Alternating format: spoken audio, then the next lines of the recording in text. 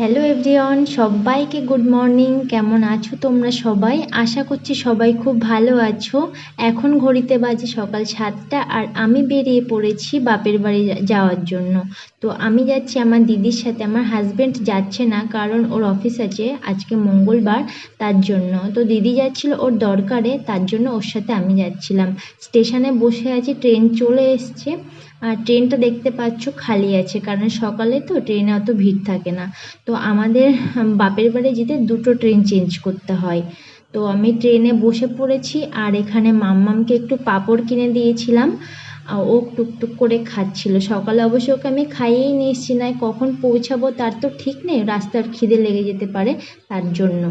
তো আমরা একটা ট্রেন ছেড়ে আর একটা ট্রেনে বসে পড়েছি। আর যেতে অনেকটাই আমাদের সময় লেগেছিল, কারণ সকাল 7টায় সময় বাড়ির থেকে বেরিয়ে পৌঁছেছিলাম 11টার সময়।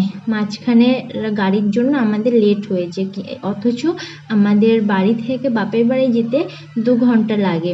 তো তারপরও এতটা টাইম লেগে গেছে একমাত্র গাড়িতে লেটের জন্য।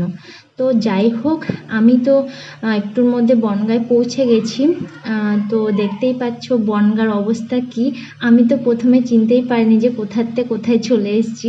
তো এই অবস্থা আমি যখন দেখে গেছিলাম লাস্ট, তখন ভালোই ছিল।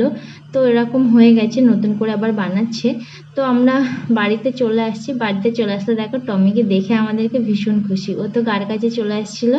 তারপর মা আসলো, মা এসে আমাকে কিছু না বলে আগে মাম্মামকে নিয়ে আদর করছে। তো সবাই বলে না আসলের থেকে সুদের দাম বেশি, তো সত্যিই তাই।